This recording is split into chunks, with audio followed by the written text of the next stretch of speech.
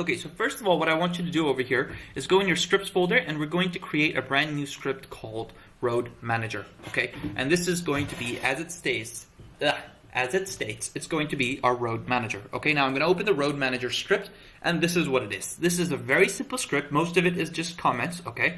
And this is going to take care of our object pooling, okay? Now, first of all, I just want to say that there were, as I said, the original way of coding for the Road Manager was different. It was maybe a little bit more advanced and a little bit different, and it was a lot more shittier for sure, okay? Now, this way of object pooling is very beginner friendly, and I mean, when I rewrote the code, I mean, this is so simple, it's so beautiful, that, you know, it's just amazing. Now, I'll tell you where I would do things differently if I was maybe, you know, if I wanted to do something a little bit more differently, but this is what we're going to be doing. This is how we're doing it, okay? So first of all, we have a public array of game objects called environment tiles, okay? So remember how I said that, oops, let me remove that. Okay, so remember how I said that we have these 5 tiles right now, and we're going to be reusing them. So this is our object pool, okay? So this is what I'm doing over here. Let me just undo my change. Yeah, so I have a public game object array of environment tiles, okay? And this is going to hold all of these different tiles, okay? This is going to hold all of these different tiles. The next thing I need is I have a private integer, next tile to move index. So this private integer is basically going to tell me which one of these 5 tiles do I need to move, okay? This is all that tells me. So it's you know, you can imagine, like, this is the 0 tile of our array. So as you can see, this environment tiles is basically an array, okay? So it's got tile 1, oops, let me just comment that. So it's going to have tile 1, tile 2, tile 3, tile 4, and tile 5, okay?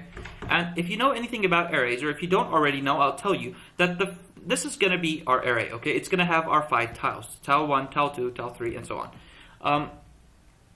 The very first element of an array is at the array index 0, okay? So this is the 0 tile. This is going to be the first tile. This is going to be the second, third, and the last tile is going to be our 4th, okay? And there will be no 5th tile because that's all we will have. We will just have the 5 tiles. And this private integer here, next tile to move, is basically just going to be telling us which tile to move. So for example, initially, when the game starts, right, we're going to leave these 5 tiles right here. So when the game starts, you know that our array is going to have these 5 tiles, okay? Now, the very first tile that should change its position should be the 0 tile, because this is going to be the first tile in our array of game objects. So we know that this is the tile we want to move, and we'll move it here, and then we'll update our basically integer value to 1. So the 0 tile is going to be the first one. I hope that makes sense, and we'll see the code and it'll make a little bit more sense. So what do we need?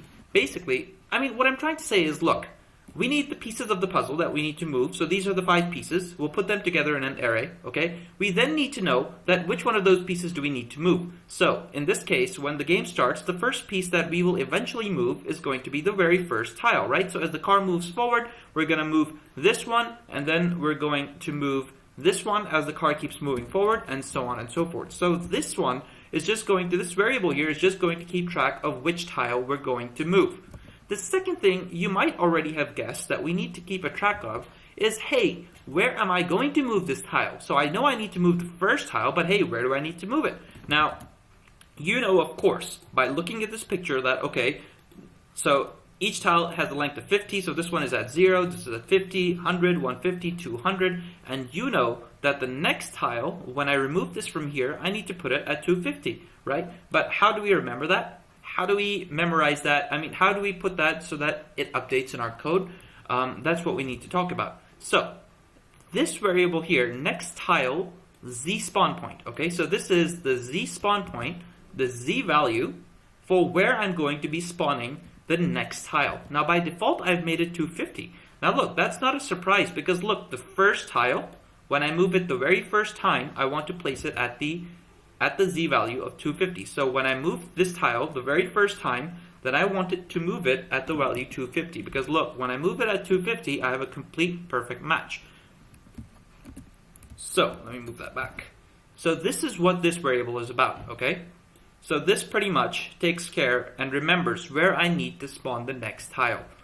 Next, we need our player object. Why do we need our player object? Or rather, the transform of the player object.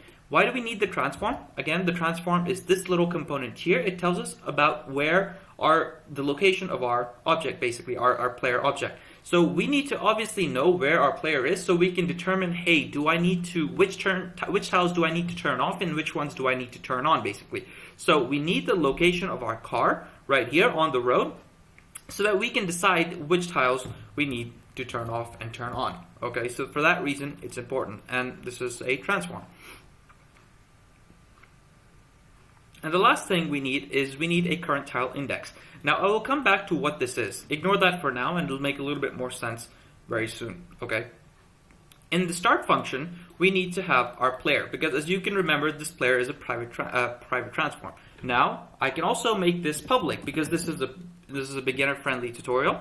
If I save this now, then I will see this on my script as, and I can drag and drop my player transform in the inspector. But I don't want to do that. I'm going to go ahead and I'm going to change it back to private, because this is much better practice. So again, I wanted to show you both ways of doing that. Making this a public variable, I mean, no one's gonna kill you, but this is a slightly better way. So we're gonna make it a private variable, and we're just gonna find it in our start menu. Again, the start runs before any other code in the game, so it will run start once at the very beginning when this script runs. So we can simply do game object dot find game object with tag and with the tag player and return its transform. So I've talked about this before, but it will basically go in my hierarchy. It will cycle through all the game objects, right? And it will look for this tag value here, and it will find one with the tag that I have specified here. So for example, it'll go through here, it's going to see, okay, untagged, untagged, and boom, it's going to come to my taxi. It's going to say, all right,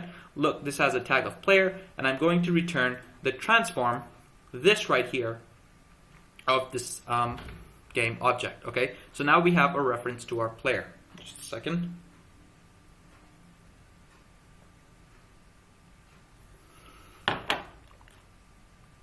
Okay.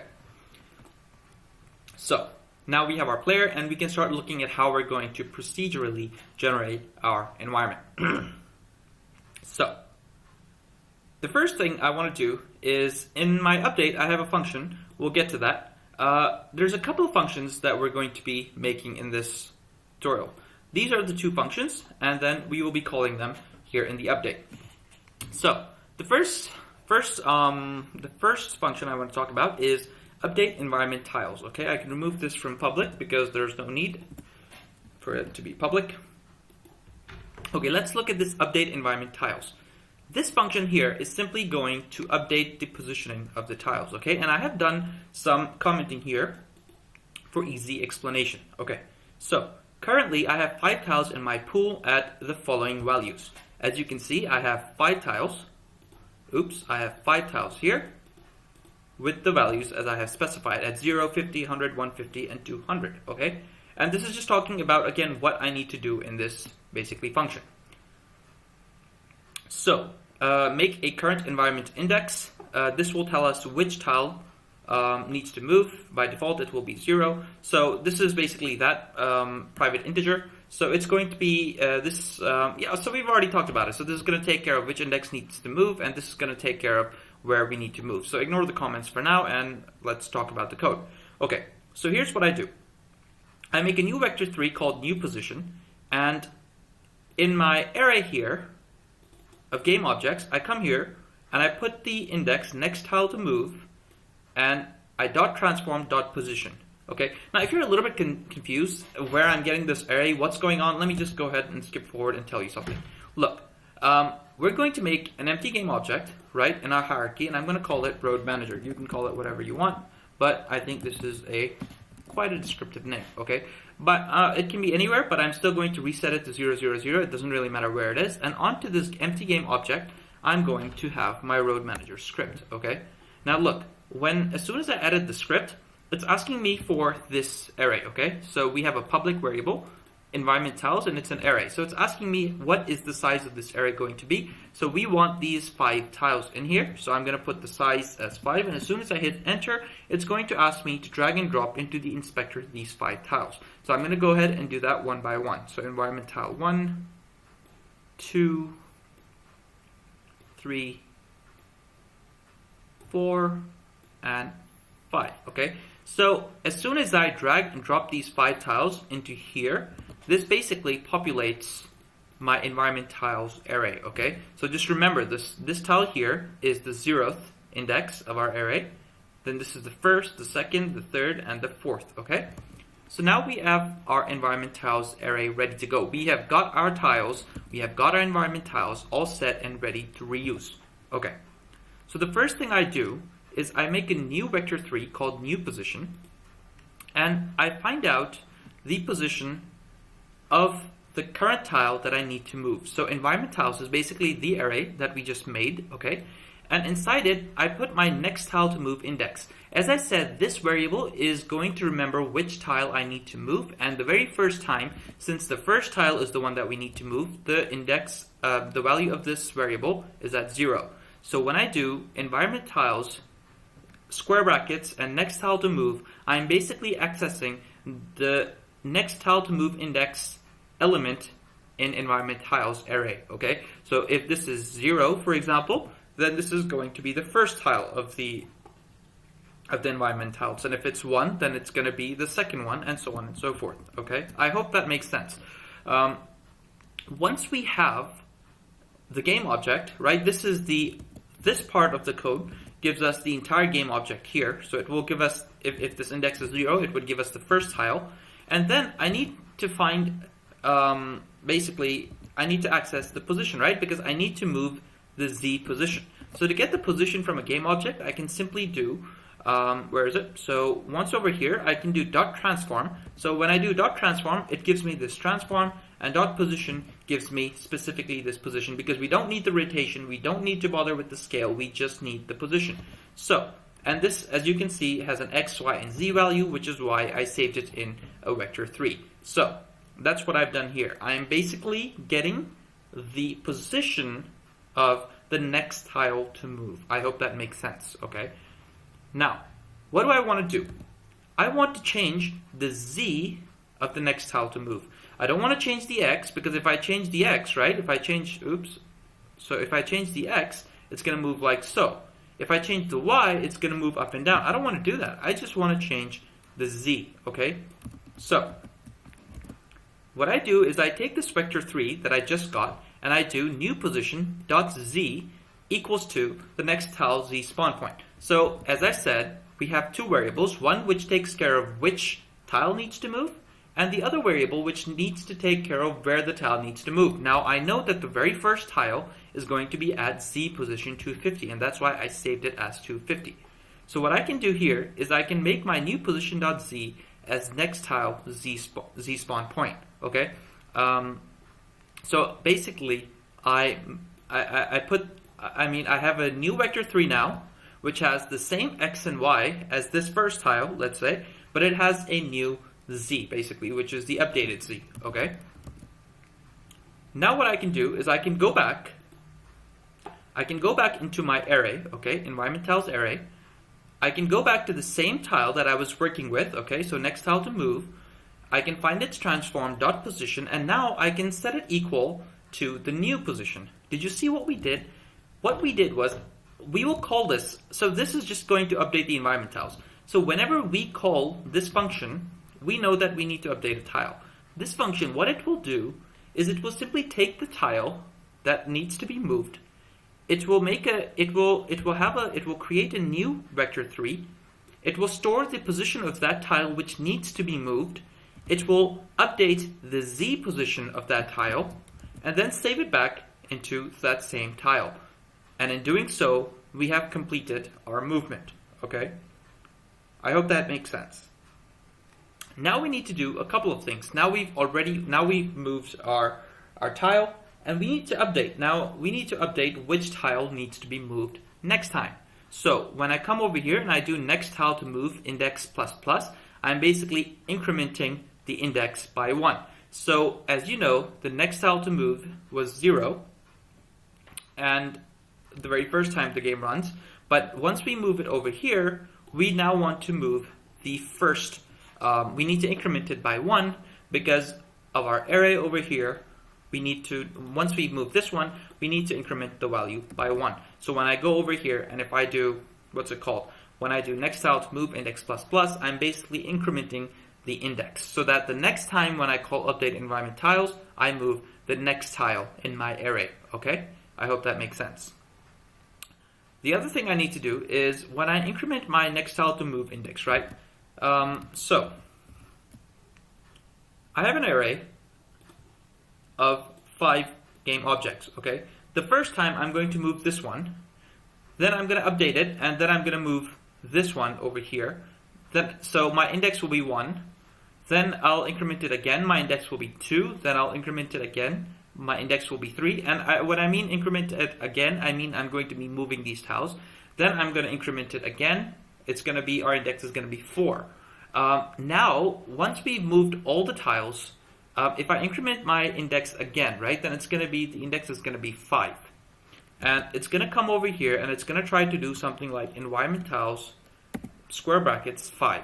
And this is going to blow up because there is no element at the 5th index, okay? If you remember, as I said, the elements here in our environment tiles, there's just 5 of them. So there's a 0th index, 1, 2, 3, and 4. There is no 5th index, which means that if we have already moved all the tiles one time, we basically need to wrap around to the front. That means we have moved all the tiles, and now we're back to moving the first tile. Does that make sense? I really hope so. What that means is we started by moving the first tile all the way to the front, and then we moved the second tile all the way front, third tile all the way front, fourth tile all the way front, fifth tile all the way front, and now we need to move the very first tile, which we moved again. Of course, everything has moved all the way down over there, like so, okay?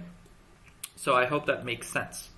So over here, I just have a very simple check that as I'm incrementing my tiles, or rather my tile index, next tile to move index, if it's greater than 4, then just put it to 0. So once I have, once I increment this one, the fourth one, the fourth time, then basically it's going to become, the value of the next tile to move is going to be 5. But to prevent that error from happening, I know that if it's greater than 4, that means it's wrapped around all the way to the front of my array, and I'm just going to equate it to 0, okay? So that's what we're doing over here. So now we have incremented our tile counter. Basically, we're just incrementing this to constantly access our array, okay, over here. The second thing we need to keep a track of is where we need the next tile spawn point, basically. That's the other thing that we need to take care of. Now you notice over here what I'm doing is each time I update my environment tiles, each time I move any one of my tiles, I'm also increasing the next tile z point by 50. Plus equals 50 just means that I'm taking the current value of the next tile z spawn point, and I'm adding 50 to it, okay? So, why am I doing that? Well, some of you already might have guessed. Each tile has a length of 50. So when I want to move the first tile, I've already said that the next tile z spawn point is 250. So I'm going to move this tile at z value 250, okay? I'm going to increment the counter. Next tile to move is going to be 1 now, and I need to now know where I need to spawn the next tile. And you automatically know that when I move the next tile over here, I need to add 50, that is the length of this tile, onto the next spawn z point, right? Because I want to have this tile spawn at z value 300. Isn't that right?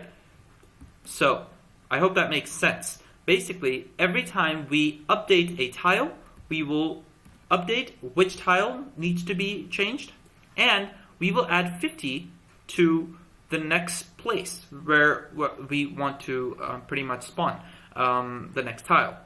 Because the length of each tile is 50, and therefore each time we move a tile from the back of the row to the front of the row, we now need to increment it by the length of the tile that we just added at the front of the row. I hope that makes sense. Okay, so that's what we're doing over here.